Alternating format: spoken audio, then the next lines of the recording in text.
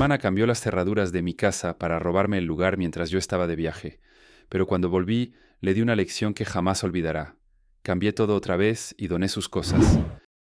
Mi hermana aprovechó que me fui de viaje para reventar mi cerradura, cambiar la combinación y mudarse a mi casa sin permiso.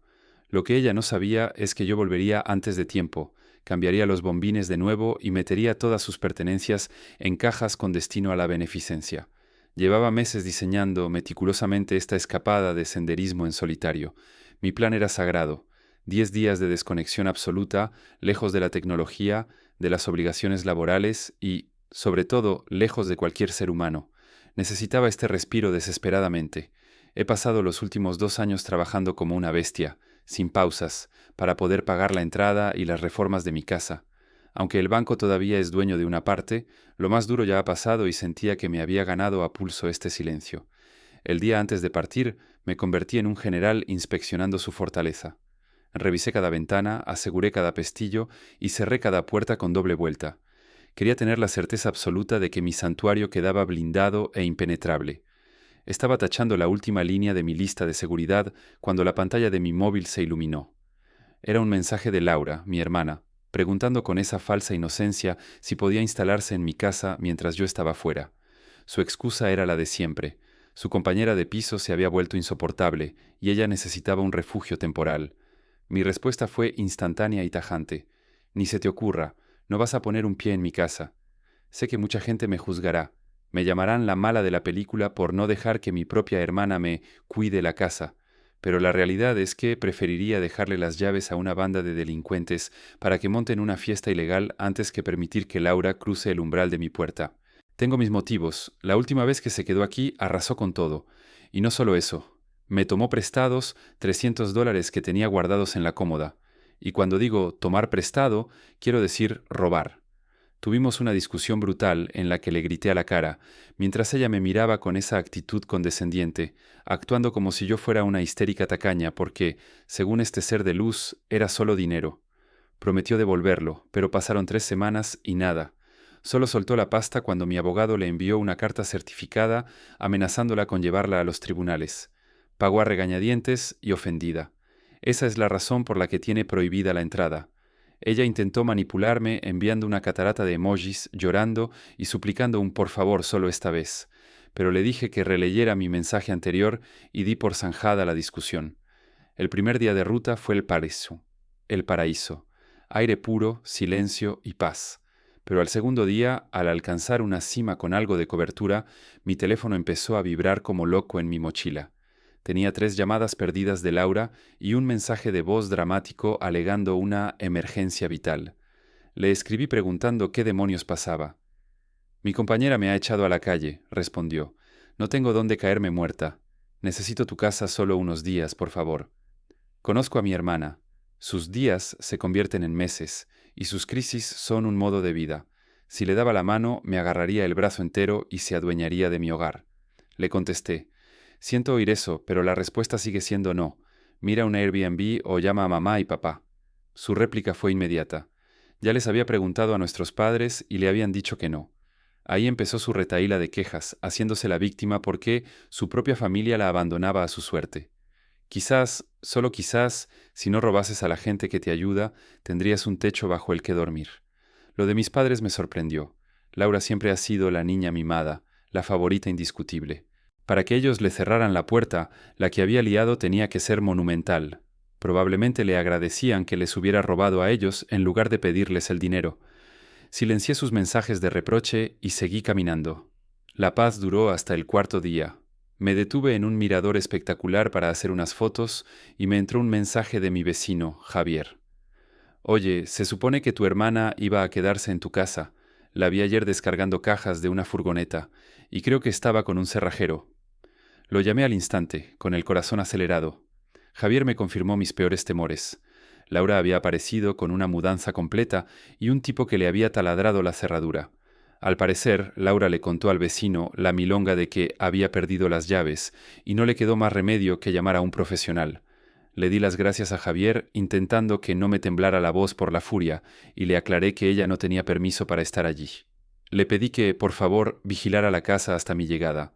Cancelé el resto de la ruta y di media vuelta. Tardé 2 días en regresar, y durante cada kilómetro del camino de vuelta mi mente no paraba de imaginar el desastre que me esperaba. Al llegar, la realidad superó a la imaginación. Las llaves no entraban.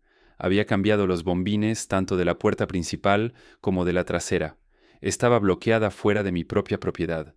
Me asomé por la ventana del salón y me hervía la sangre. Sus trastos estaban por todas partes. Había movido mis muebles a su antojo y, para colmo, vi un transportín de gato en medio de la sala. Había un gato dentro. No odio a los animales, pero tengo una alergia severa a los gatos, algo que Laura sabe perfectamente y le importa un bledo. No había rastro de ella, pero cuando por fin logré entrar horas más tarde, encontré una nota suya sobre la mesa. No sé cómo esperaba que la leyera si no podía entrar. Era una nota genérica, de esas que dejas por si acaso. Bienvenida, hermana. Si no estoy, es que estoy trabajando. No te enfades, no tenía otro sitio. Antes de leer esa basura, tuve que llamar a un cerrajero de urgencia. Mientras esperaba en el porche, documenté todo con fotos y vídeos. El felpudo cursi que había puesto, las cerraduras nuevas. Cuando llegó el cerrajero, le expliqué la situación. El hombre, muy profesional, me pidió las escrituras de la casa y mi identificación antes de tocar nada. Me pregunto qué clase de historia le contaría Laura al anterior para que le abriera sin ser la dueña. Una vez dentro, el horror fue en aumento. Laura no se había instalado en el cuarto de invitados, donde yo había dejado sus cosas la última vez. No, la muy descarada estaba durmiendo en mi habitación, en mi cama. Mis sábanas de hilo estaban hechas un burruño y su ropa interior sucia estaba sembrada por todo el suelo de mi dormitorio. El lavabo de mi baño privado parecía una zona de guerra, cubierto de maquillaje y lacas. En el salón el ambiente apestaba a tabaco rancio. El cenicero estaba a rebosar de colillas y había varias botellas de vino vacías por el suelo. Evidentemente había estado montando fiestas. Mi consola estaba fuera de su sitio y uno de los mandos estaba destrozado, con los botones hundidos por la furia de algún mal perdedor. Abrí la nevera, estaba atiborrada de su comida y sobre todo de alcohol. Pero lo que me dio la puntilla fue ver el arenero del gato en la cocina, justo al lado de donde preparo la comida. Sentí una mezcla de asco y rabia incontenible. Aparqué mi coche bloqueando la entrada para tener acceso rápido y empecé a trabajar. Con una calma fría y metódica empecé a empaquetar todas y cada una de sus pertenencias, etiquetando las cajas con precisión. Tenía un destino muy claro para sus cosas. El gato, sin embargo, era un problema logístico aparte. El problema del gato era urgente y delicado. No podía dejarlo en la calle, pero tampoco podía tenerlo dentro de casa un minuto más sin acabar en urgencias por un shock anafiláctico. Llamé al refugio local que tiene política de sacrificio cero y le pedí el favor a una amiga para que lo llevara. Le di instrucciones claras de que registrara a Laura como la dueña y dejara sus datos de contacto. Me aseguraron que la llamarían de inmediato. Con el tema del gato encausado, empecé la purga. Contacté con varias ONGs de la zona, y 3 de ellas aceptaron recibir donaciones ese mismo día. Me pasé horas limpiando cada rincón de mi casa, desinfectando superficies y eliminando cualquier rastro de su invasión. También, por seguridad, reseté la contraseña del Wi-Fi. Cargué el coche hasta los topes. Me deshice de aproximadamente el 70% de sus cosas, sobre todo ropa y enseres que estaban en buen estado y que serían un tesoro para gente que realmente lo necesita. Solo salvé lo imprescindible: documentos legales, algunas reliquias familiares y los aparatos electrónicos de valor. Mientras conducía de un lado a otro sintiéndome una mezcla de Papá Noel y vengadora justiciera, mi móvil vibró. Laura había vuelto a la escena del crimen. «¿Qué coño pasa? ¿Por qué no abre mi llave?», escribió. Mi respuesta fue breve y al grano: «Porque es mi casa, no la tuya». No hubo más mensajes, pero al volver de mi ruta de donaciones, ella ya se había largado. La calma duró poco. Esa misma noche regresó con refuerzos. 2 amigos con pinta de pocos amigos que aporrearon mi puerta gritando insultos y amenazas. No dudé ni un segundo. Marqué el número de la policía.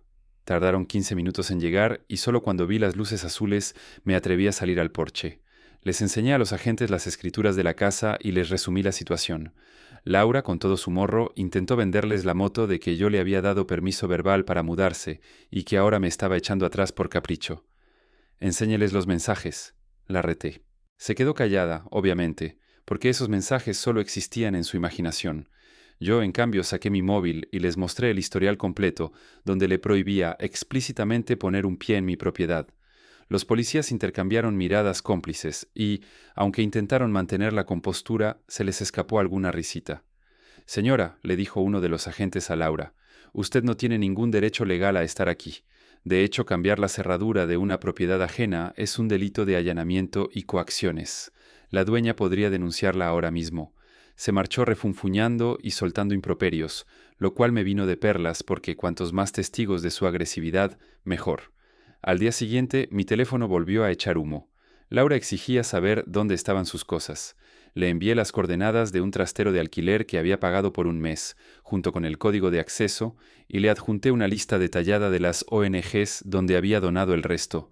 Su respuesta fue un bloque de texto en mayúsculas. «¿Has donado mis cosas? Estás loca. Eso es robo. Te voy a demandar». Respiré hondo y le contesté con frialdad quirúrgica. «Te mudaste ilegalmente aprovechando que yo estaba ilocalizable. Forzaste mis cerraduras, metiste un animal en mi casa sabiendo que podría matarme de una alergia. Usaste mi cama, rompiste mis cosas y te comportaste como una delincuente. Date por satisfecha con que no te haya denunciado yo a ti todavía. Si quieres ir a juicio, adelante». Sabía que era un farol. Laura no tiene dónde caerse muerta, mucho menos dinero para pagar un abogado. Si tuviera recursos, no habría tenido que ocupar mi casa. Aún así, para cubrirme las espaldas, fui a la comisaría y formalicé la denuncia por allanamiento y daños. Al día siguiente sonó el teléfono rojo. Mis padres. Estaban histéricos. «¿Cómo has podido ser tan cruel? Tu hermana necesitaba un techo y tú la echas y regalas su ropa. Es inhumano». «Buenos días a vosotros también», les corté. «Sí, he hecho todo eso y más». Estaban indignados, repitiendo que esa no es forma de tratar a la familia. Les recordé con bastante sarcasmo que ellos mismos le habían negado el asilo días antes y que, si tan preocupados estaban, podrían haberla acogido desde el principio y nos habríamos ahorrado este circo. Se hizo el silencio al otro lado de la línea. Por cierto, el refugio me llamó para avisar de que Laura ni se había molestado en contestar a sus llamadas sobre el gato. No me sorprendió. Probablemente lo adoptó por capricho y se cansó de la responsabilidad a los 2 días. Arreglé los papeles y pagué las tasas de adopción para que una compañera de trabajo, que llevaba tiempo buscando mascota, se quedara con él. Laura ha acabado instalándose en casa de mis padres. Al final no les ha quedado otra opción. Por muy enfadados que estén, no iban a dejar que su niña dorada durmiera en un banco del parque sin ropa que ponerse. Ella sigue pregonando a los 4 vientos que soy un monstruo, pero sinceramente me resbala. Estoy agotada. Lo único que quería era desconectar y he vuelto de mis vacaciones más estresada que antes. Ahora mismo lo que necesito es un saco de boxeo para desahogarme. La ironía del asunto es brutal. Si Laura fuera una persona medio normal y una buena compañera, su amiga no la habría echado a patadas. Estoy segura de que le hizo lo mismo que a mí. Y mis padres, que ahora tienen que aguantarla a regañadientes, están probando su propia medicina. Ahora la tienen en casa, quejándose y victimizándose 24/7. Edición. Mucha gente dice que me pasé donando sus cosas, pero creo que fue la única manera de que el mensaje calara hondo. Cuando digo no, es no. Y si violas mi espacio personal, hay consecuencias reales. Es una lección necesaria para alguien que cree que el mundo le debe algo. Si me hubiera limitado a darle una charla y dejarla quedarse, por pena, a estas alturas me habría robado hasta los rodapiés y probablemente habría incendiado la cocina. Actualización 1. A la mañana siguiente de publicar mi historia, mi teléfono parecía una zona de guerra. Laura había decidido aplicar la táctica de tierra quemada, lanzando una campaña de desprestigio en todas las redes sociales habidas y por haber. Se había creado perfiles en plataformas que yo ni sabía que existían, solo para escupir su veneno. Su versión de los hechos era de telenovela barata. Según ella, yo soy una hermana celosa y psicópata que le tendió una trampa, asegurándole que podía quedarse en casa para luego, a traición, donar sus cosas como una broma macabra mientras ella estaba trabajando. Por supuesto, su relato carecía de un pequeño detalle. Pruebas. Solo eran párrafos interminables de victimismo. Al principio, la gente empezó a cuestionarme, pero las dudas se disiparon en el segundo exacto en que publiqué mi defensa, y admito que me siento orgullosa de ello. Subí un hilo impecable con capturas de pantalla de todos los mensajes, donde se ve claramente mi negativa rotunda, el número de expediente policial y la cronología de los hechos. Internet, que huele la mentira a kilómetros, se volvió en su contra y las risas a su costa fueron épicas. Para rematar mi publicación, adjunté la denuncia policial. y es que el karma no tardó ni 48 horas en actuar. Laura fue arrestada. Los cargos, allanamiento de morada y acoso, esto último gracias a la brillante idea de presentarse en mi puerta con sus matones para intimidarme. Aporté tal cantidad de evidencia que su abogado lo tenía crudo. Fui transparente con la policía. Les dije desde el minuto 1 que había donado su ropa. Al parecer estoy en una zona gris legal porque, técnicamente, al ser una intrusa y tratarse de bienes abandonados en una propiedad allanada, tengo cierto margen de maniobra, especialmente porque solo era ropa y no objetos de valor financiero real. Si Laura quiere demandarme alegando que tenía permiso, el juez se va a reír en su cara cuando lea los mensajes en los que le prohibía entrar en mayúsculas. Recibí la famosa llamada desde la cárcel. Nunca me había pasado y, sinceramente, tuvo su gracia escuchar la grabación robótica. Tiene una llamada a cobro revertido de un centro penitenciario de gritos histéricos de Laura. Acepté la llamada solo por curiosidad mórbida. Estaba fuera de sí, rogándome a gritos que retirara los cargos. No puedo hacer eso, Laura, le dije con calma. Bienvenida a las consecuencias de tus actos. Siguió berreando, pero creo que un guardia le cortó la línea porque el silencio llegó de golpe. Poco después llamaron mis padres, furiosos por lo que le estaba haciendo a la familia. Aproveché la ocasión para comunicarles mi decisión. Ya no formo parte de esa familia. O al menos me divorcio de la dinámica tóxica que tienen ellos tres. Eso les hizo frenar en seco. Intentaron recular, admitiendo que no podían defender lo que Laura hizo, pero insistiendo en que ya había aprendido la lección y que la cárcel era extremo. Les contesté que esto era solo el principio y colgué. El desenlace legal fue rápido.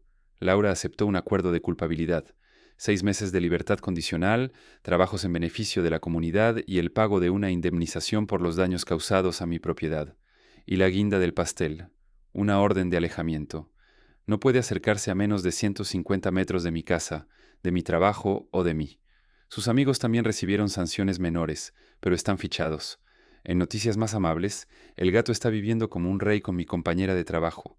Me hace gracia la gente que dice que odio a los animales. Al contrario, salvé a ese pobre gato de las garras de mi hermana.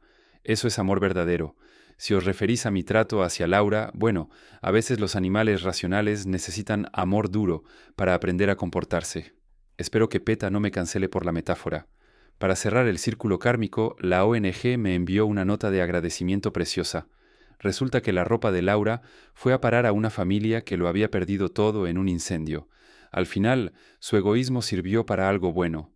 Mis padres intentaron un último acercamiento sugiriendo terapia familiar por Zoom. Me negué rotundamente. No sé si eso violaría la orden de alejamiento, pero tampoco me importa.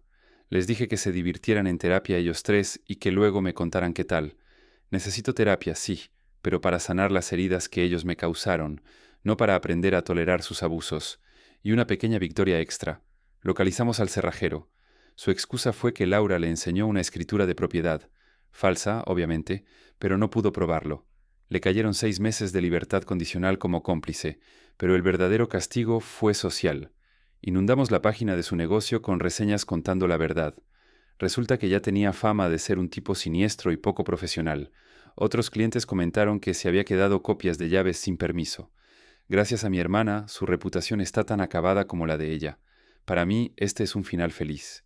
El gato está a salvo, el cerrajero corrupto fuera de juego y Laura está atrapada viviendo con mis padres. Ahora los tres pueden hacerse la vida miserable mutuamente sin arrastrarme a mí. Edición. A los que siguen diciendo que estuve mal por donar sus cosas, a veces es necesario quemar los barcos para que el enemigo no pueda volver. Fue una lección de vida necesaria. Si hubiera sido blanda, si le hubiera dado una palmadita en la espalda, ahora mismo me habría robado hasta el cobre de las paredes y probablemente habría incendiado la casa. El mensaje ha quedado claro. En mi vida y en mi casa, mando yo. Mirando atrás, creo que me quedé corta. Echarla y llamar a la policía fue solo un tirón de orejas para alguien que necesitaba una intervención divina o un milagro psiquiátrico. Laura es un animal de costumbres y, lejos de escarmentar, lo que hizo después demuestra que no es una persona rehabilitada, sino una narcisista en su máximo apogeo. Está en su prima de toxicidad. Si recordáis dónde nos quedamos, Laura estaba viviendo con nuestros padres, amargándoles la existencia, y el gato había encontrado un hogar seguro. Os confirmo que el gato sigue fenomenal, con todas sus vacunas al día y viviendo como un rey. Ese rescate fue un éxito. El rescate de mi hermana, en cambio, es misión imposible. No existe una pastilla, un antibiótico o una terapia de choque que cure ese nivel de derecho adquirido. A veces, la única medicina que funciona es la privación de libertad, y exactamente eso fue lo que ocurrió. Resulta que a Laura se le metió entre ceja y ceja recuperar sus cosas. De alguna manera retorcida, consiguió las direcciones de las familias que habían recibido las donaciones de la ONG. Sí, habéis leído bien. Mi hermana cayó tan bajo como para robar a gente que depende de la caridad para vestirse. Y lo peor no es el robo, es la maldad pura. Sabía que no podía quedarse con ropa robada, así que su plan maestro fue recuperarla para destruirla. Si no es mía, no es de nadie. Su modus operandi fue de película de terror barata. No entró de noche como una ladrona sigilosa. Se presentó en las casas a plena luz del día con la excusa de que era la donante original y quería ver si la ropa les estaba sirviendo.